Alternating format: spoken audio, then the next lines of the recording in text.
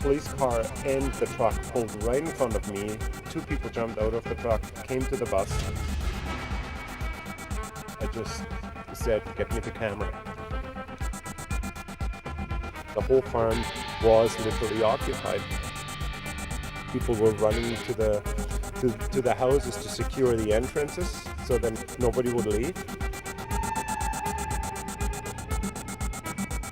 There were 24, and I think most of them were armed. They came in here also with their biosecurity suits, and then just started carrying everything out.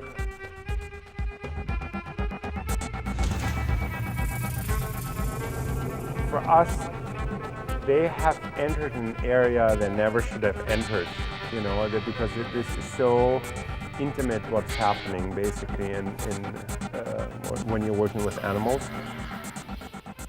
I felt tears coming.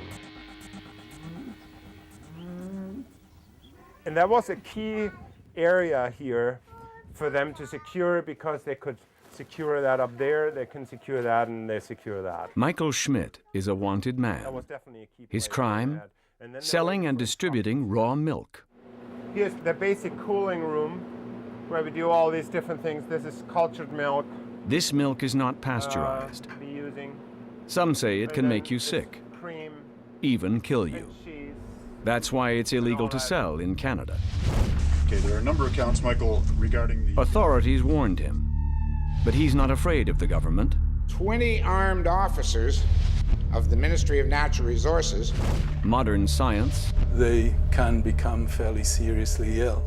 Health boards. He's selling raw milk and it's against the law. Or the billion-dollar dairy industry.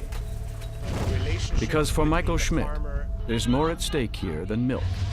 His fight is a fight for freedom. How far are you willing to go for this cause? Do you know, I never asked that question myself, how far I'm willing to go. You said you always thought you would die for a cause. Well, yeah, sure.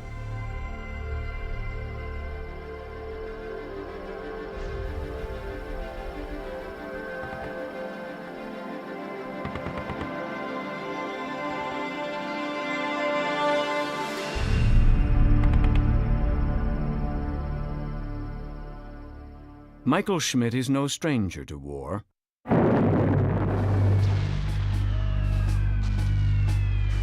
He was born in Germany in 1954. World War II had ended, but the fighting was far from over. We were still occupied at that time in Germany. And there came this American tank, roaring into our place there, and started shooting with this tank, blind ammunition.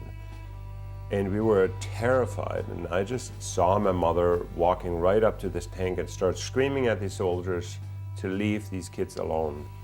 What sort of lasting impression did that leave you of your mother doing something like that in the face? No fear, absolutely no fear.